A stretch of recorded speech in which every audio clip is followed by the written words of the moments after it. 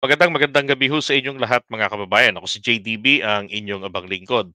Alright, so pag-usapan natin ngayon itong Maisog Prayer Rally o yung evil rally nila na nilangaw nga daw. At saka mismo yung speech daw po ni dating Presidente Duterte, eh, ano to, nilayasan ng mga tao. Alright, again, disclaimer mga kababayan, ito mapakita ko sa inyo, no? Wala ito kasing ano, ito 'yun, hinanapan namin ito ng artikulo, pero ang problema, eh, wait a second, eto, 'yan. Pero ito muna papakita ko sa inyo, 'yan, yung drone shot. 'Di ba't may picture ako na pinakikita sa inyo nung, nakaraan na kino-cover po natin mismo etong, Hindi tayo aangat sa buhay kung laging galit. Hindi tayo aangat sa buhay kung tayo nagloloko. Hindi tayo aangat kung iniisip mo lang sarili mo. si Willie Rev, 'di ba?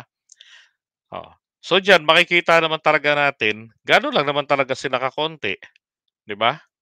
At ang, pansinin niyo po rito ang nagsasalita ho rito si Willie Revillame. Hindi ba si Kuya Will ang, nag-introduce at tumawag kay PRRD para umakyat sa entablado, okay? So, at that moment, 'yan lang po sila, okay? Again, eto ho, disclaimer okay, may disclaimer lang naman ako rito. Kasi ulitin ko lang, hinanap ko ang artikulo related rito. Ang problema, wala po akong nakita. Okay? Dito. Yan. Kasi baka sabihin kuryente, kuryente.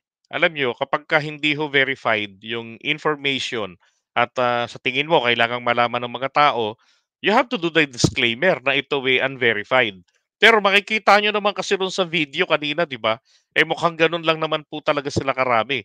Yung gabing yun pa lang, ini-estimate na nga po, sinasabi. Ako sabi ko nga, ibigay na natin ng 5,000 up to 7,000. Sabi naman ng iba, 3,500 lang yan.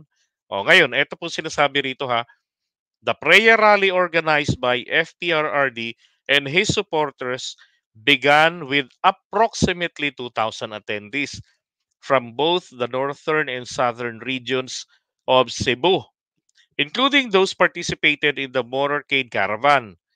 Okay?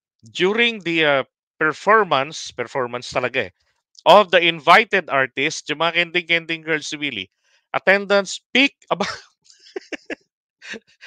talaga naman pagka may mga sexy sa entablado, dinudumog at estimated 3,500. Oy, nadagdagan po ng 1,500 na mga manyakekoy. And however, after the artists' performances, attendance dropped to approximately 3,000. May malupit na 1,000 manyakekoy na natili. Yung 500 po, hindi natin alam kung bakit biglang naglayasan, nag-uwian, 'di ba? Huwag na nating alamin. Sabi rito, before the speeches by speakers and VIPs, notably during FPRRD's speech, okay, this decline could be attributed to a loss of interest, possibly because the content of the speech failed to resonate with the audience. Yan. Bakit naman kasi prayer rally, tapos nandun itong mga kung ano nung pinagsasabi ni Baste, pinagsasabi ron ni Harry Roque, nandun si Glenn Chong, tapos etong si Attorney Vic Rodriguez na hindi malaman kung ano talaga ang gustong sabihin.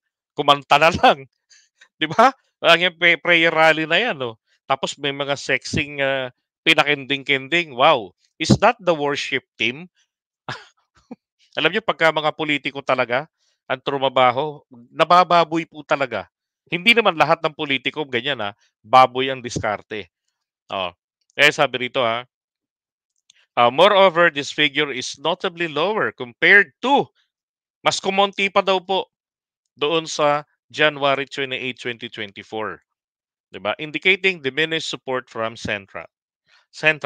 Okay, ito. Diba? FPRRD Cebu Prayer Rally faces drop in attendees and Central Visayas support. Aray ko. Sino nag-post? PBBM, Good Government, ano to, FTW, tapos Bagong Pilipinas. Yun yung mga logo na nandyan and then ginamit yung PNP. Okay, again, disclaimer, this material is unverified. Pero ito po, verified po ito. Ito po ang drone shot nung araw na yan o nung gabi na yan, okay, nung 25. Tignan nyo naman ang prayer rally. Saan nga ba naman talaga tayo mapupunta? Tapos makikita ninyo to, prayer rally yan ha.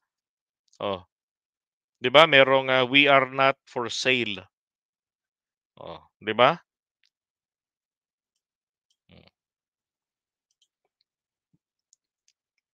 What a prayer rally.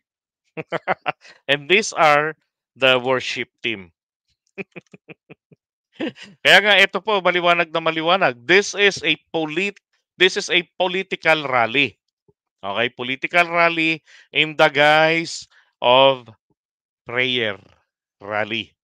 'Di ba? At trabahong politiko po ng mga trapo ay ang magdala ng mga babae na mga sexy, paalog-alugin nila at pakinding-kindingin sa entablado to draw attention. Para makakuha ng mga audience na bobolahin. Ayan. Kaya lang mismo, nilayasan. Masyado nilang ginalingan yung prayer rally nila eh. Nilayasan sila ng mga tao pagkatapos ng kending-kending girls. 'Di ba? Kaya next time, pag kayo magpi-prayer rally, damihan nyo. Tapos kayong mga promotor, wag na kayong magsasalita. Kakaway-kaway na lang kayo. Okay na kami doon. Masaya na mga manyakekoy doon. Okay? Basta continuous, 5 oras, pakikending-kendingin nyo yan. Tapos sabihin nyo, nandun po kasi kami sa backstage, nagdadasal. Ang hayop. Ay, ako. Ngayon, ang tanong, saan daw po patungo tong mga to? Well, patungo po ito ng Luzon. Itutuloy po ito sa Luzon daw. Nako. Pero wala pang petsa. Abangan nga raw po natin. Lagay ko naman, Diyos ko po, wag na, tigilan nyo na. Wala hong kahihinatnan. Dahil unang-una lang, kapag ang People's Initiative, bigla ho itong inihinto ng mga proponents, laban tae kayo. 'Di ba? Tapos yung inyong poon, hindi consistent. Ang inaasahan nila, mas matindi mangyayari sa Cebu, mas matinding kabastusan. O ano nangyari? 'Di ba? Malamya. Mukhang inaantok. Hmm. Todong kanta ng walang todo ng speech na kung ano-ano na lang, kung saan-saan napunta. Pero ang pinaka-importante lang naman palang sasabihin, wala namang nagawa yan si Bongbong na seryosong pagkamali. Wala naman serious error. Support pa rin ako kay Bongbong. I'm comfortable with Bongbong. Okay na ako diyan sa support ko na yang Chacha economic provision na yan. Basta wala lang term extension ha. Simula pa lang naman ang linaw-linaw eh. 'Di ba? Masyado kasing nagpadala. Nagpadala doon sa mga praning na mga senador natin. O baka naman ho talagang hindi talagang naghahanap lang ng maibubutas at siyang magagamit panglaban sa administrasyon dahil hindi nakakuha ng confidential funds, 'di ba? Doon kasi sila nagsimula doon siya nagwala eh. Nangaway, inaway ang Kongreso. Most rotten institution daw.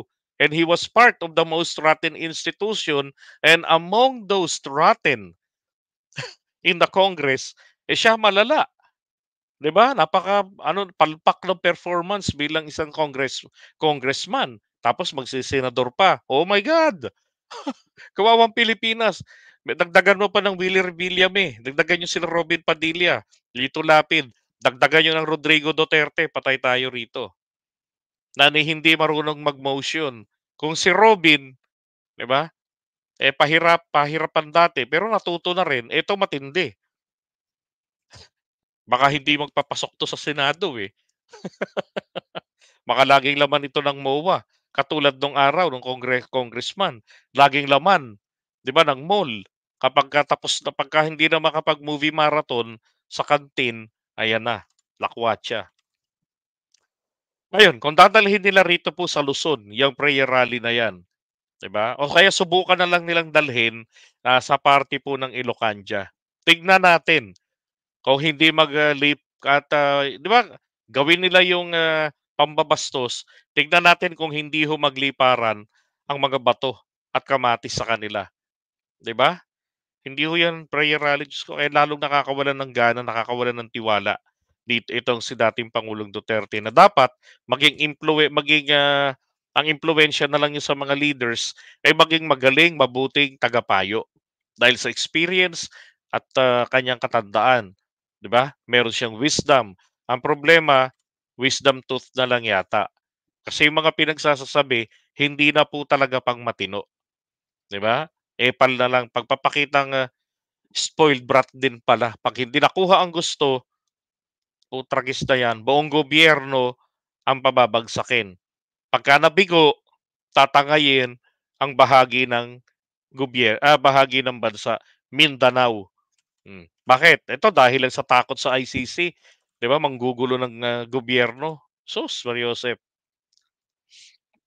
Ay naku. So 'yan ho, wala ho kahihinatnan na maganda. Ito hong, rally-rally nila, yung maisog-isog, mauusog at mauusog lang 'yan. Katulad mismo ng nangyari diyan sa Cebu City. Tama ho kayo, ay, sinira niya na mismo ang kanyang sarili sa taong bayan, 'di ba? Ano akala nila sa pera ng taong bayan, laruan, kung yun ang sinasabi nila, eh. Pero yun ang tina-target nila. Oh, ay naku, iwan muna natin 'yan. Sus, Mariosep. Uto-uto na lang talaga yung mga, "Oh, I miss you daddy. Balik na po kayo." Hirap na nga maglakad, eh.